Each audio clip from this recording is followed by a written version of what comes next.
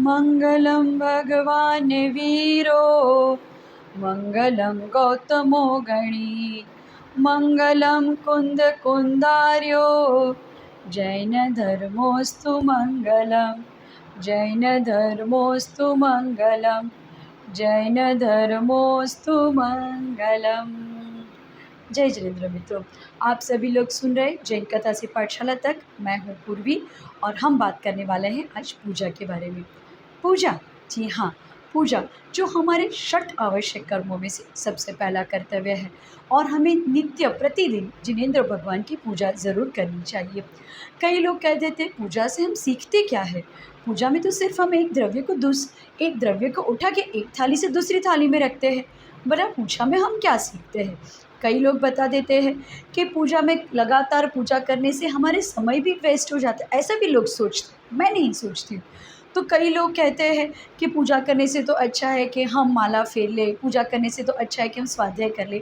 तो आपकी इस सारी उलझन को मैं सॉल्व करने की कोशिश करूँगी और इसके लिए मैंने जैन धर्म के शास्त्रों का आचार्य भगवान के जो प्रवचन है उनका गणिनी ज्ञानमती माता जी का और हमारे अमोघ कीर्ति महाराज जी जो प्रवचन देते उस सब का आधार लिया है।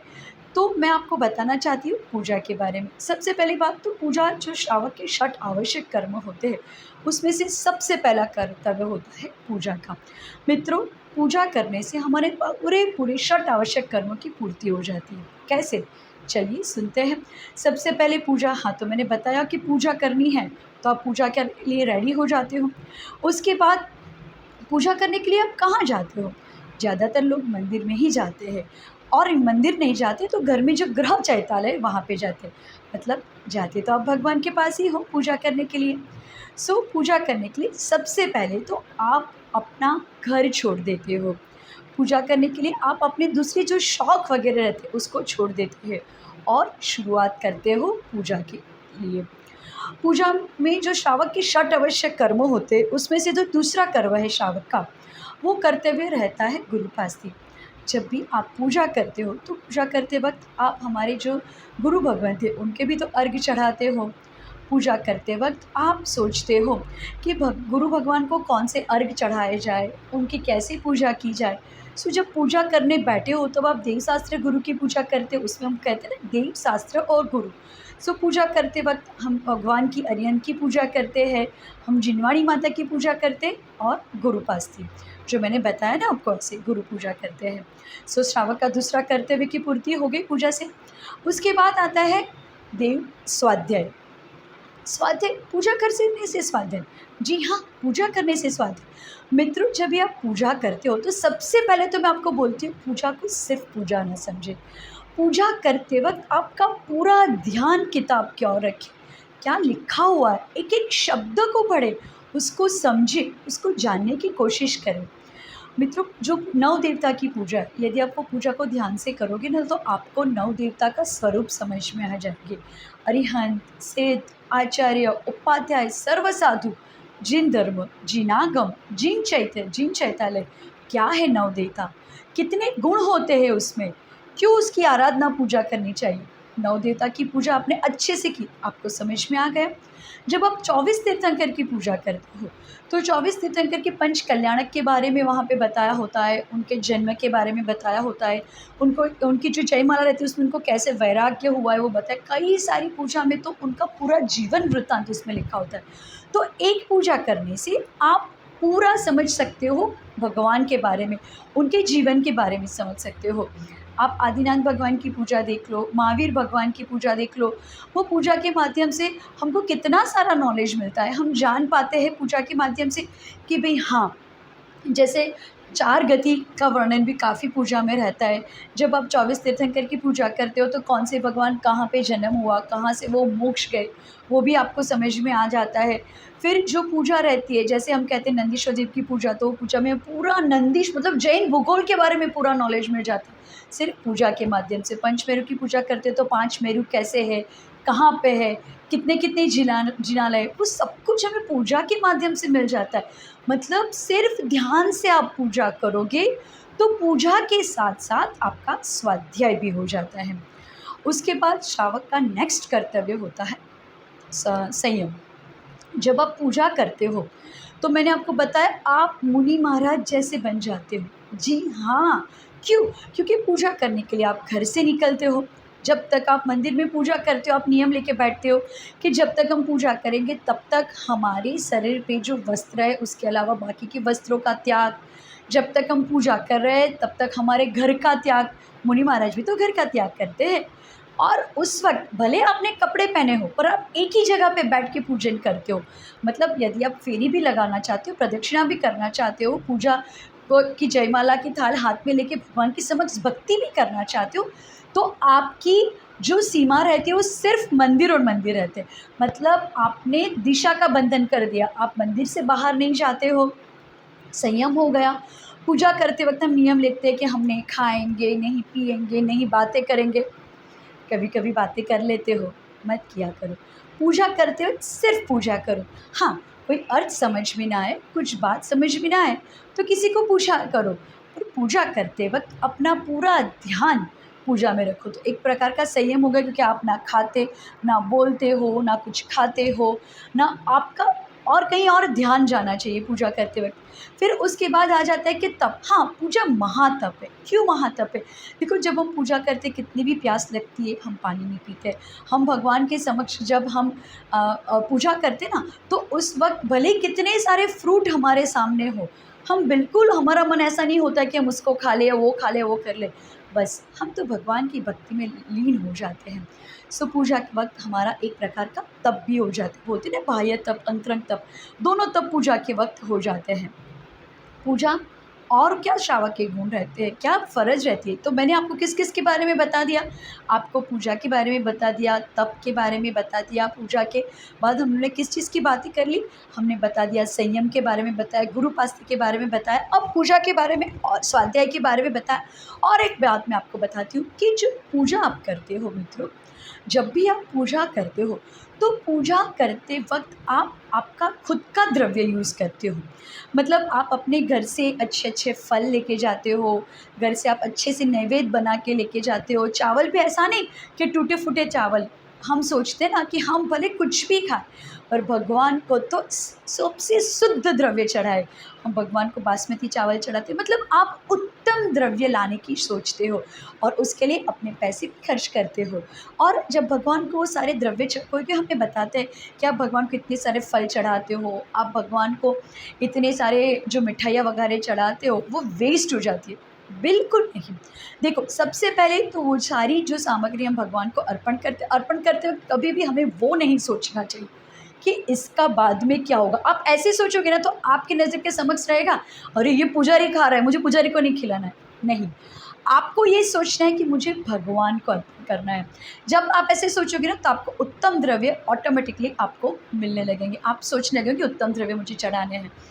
उसके बाद जब आप पूजा करते हो तो पूजा करते वक्त आप जो उत्तम द्रव्य चढ़ाते हो ना, वो उत्तम द्रव्य को अच्छे से, मतलब जो पुजारी है उनको दे दीजिए। यदि पुजारी बोले कि हम इतनी सारी चीज़ नहीं ग्रहण कर सकते तो आप कहीं पे भी जहाँ पे लोगों को खाना नहीं मिलता, या तो कोई अनाथ आश्रम में या कहीं झोपड़पट्टी में, कहीं भी वो जो भगवान को चढ़ाई हुई सामग्री है वो उनको दे दीजिए। तो हो गया ना आपको पूजा से दोनों दान का लाभ। कौन सा? एक तो भगवान को भी हम लोग ने पूजा की तो उससे तो हमें महादान का पुण्य मिला ही मिला, पूजा का पुण्य मिला ही मिला। पर जब हम ये गरीबों को खिलाते हैं तो उस वक्त हमें करुणा दान का फल मिल जाता है। तो पूजा करने से हो गई पूरे षट कर्मों की पूर्ति। अरे बहुत सारी चीज़ें पूजा करने से हमें मिलती है। जैसे कि अभी आप पूजा कर रहे हो, पूजा करते वक्त आप स्तुति भी कर रहे हो, पूजा करते वक्त अर्चना करते हो, वंदना करते हो, पूजा करते वक्त आप सामायिक करते हो, पूजा करते वक्त आप स्तुति करते हो, पूजा करते वक्त आप भगवान के समक्ष बैठे रहते हो। तो आपको क्या लगता है? देखो, जैसे जल रहता है, जल को हम बार बार कहते हैं अमृतोहम अमृतोहम अमृतोहम अमृतम, तो जल भी अमृत बन जाता है। रेकी का एक प्रकार है, आप सब भी जानते हैं वो। ठीक उसी तरह जब आप भगवान के सामने बैठे और आप सोचो कि सामने मेरा आईना है, तो आप क्या सोचोगे कि जो भगवान का स्वरूप है मुझे भी वहीं तक पहुंचना है, मुझे भी भगवान बनना है, मुझे भी वो सब कुछ करना है जो भगवान ने किया है। और इसीलिए आप और प्रेरित हो जाते हो, आपका मन खुश हो जाता है कि ये पूजा ही तो माध्यम है जो मुझे वहाँ तक पहुँचाने वाली है। तो मुझे तो ज़रूर ज़रूर से पूजा करनी है। और ऐसे सोच के आप पूजा करने के लिए और लालायित हो जाते हो, आपका मन बहुत ज़्यादा हो जाता है कि हमें पूजा करनी ही चाहिए। पूजा करते वक्त जब भी आप भगवान के समक्ष बैठे हो, उस वक्त क्या होता है पता है मित्रों? उस वक्त आपकी पाप जो रहता है उसकी आपकी निर्जरा हो जाती है, आपके पाप का संवर हो जाता है। संवर मतलब आपके जो पाप रहते हैं वो कटते जाते हैं आपके पाप। और पूजा करते वक्त पुण्य का आश्रय हो जाता है, पुण्य का बंध हो जाता है। क्यों? क्योंकि हम पूजा कर रहे हैं, शुद्ध भाव से पूजा कर रहे हैं। पूजा करते वक्त ना हमारे मन में झगड़ा है, पूजा करते वक्त ना हमारे मन में क्लेश है, ना अभिमान है, ना क्रोध है। हम शांत मन से पूजा करते हैं। कभी कभी पूजा में हम बैठे रहते हैं ना, तो हमारे परिणामों की बड़ी विशुद्धि हो जाती है। आप देखना, कभी आप गुस्से हो गए और पूजा करो, पूजा करने के बाद सारी चीज़ हमारा मन पूरा शांत हो जाता है। सो पूजा करते वक्त आपने देखा ना कैसे निर्जरा हो जाती है हमारे बुरे कर्मों की। कहते हैं ना कि पूजा है ना वो हमारे जो मन की भावना है उसको पूर्ण करती है, और पूजा जो है वो हमारे बुरे कर्मों को दूर करती है। कितनी लाभदायी है ये पूजा। पूजा करते वक्त आप सोचते हो कि आप बता रहे हो कि हमें इतनी सारी सामग्री इकट्ठी करनी चाहिए, तो उसमें दोष नहीं लगेगा? दोष लगेगा, पर कितना लगेगा पता है? जैसे बड़ा सा समुंदर है और समुंदर में आप एक बूंद डाल दो, क्या डाल दो? जहर। तो क्या समुंदर जहरीला हो जाएगा? नहीं नहीं, वो जो पानी है ना वो पानी डाइल्यूट हो जाएगा, और पानी जो जहर है ना उसकी भी क्षमता खत्म हो जाएगी। ठीक उसी तरह जब आप पूजा करोगे तो उस वक्त ऐसा होगा कि आपका जो भी पुण्य है वो इतनी अधिक मात्रा में आपको मिलेगा कि थोड़ा सा जो पाप, मतलब आपने जो आरंभ क्रिया करते वक्त आपने चावल धोए, पानी का यूज़ किया, अपने फूल तोड़े, अपने मिठाइयाँ बनाई, तो वो जो भी आपको थोड़ा बहुत सा पाप लगता होगा वो सारा पाप आपका उसी वक्त कम हो जाएगा, दूर हो जाएगा। सो देखा पूजा में कितने सारे फ़ायदे हैं।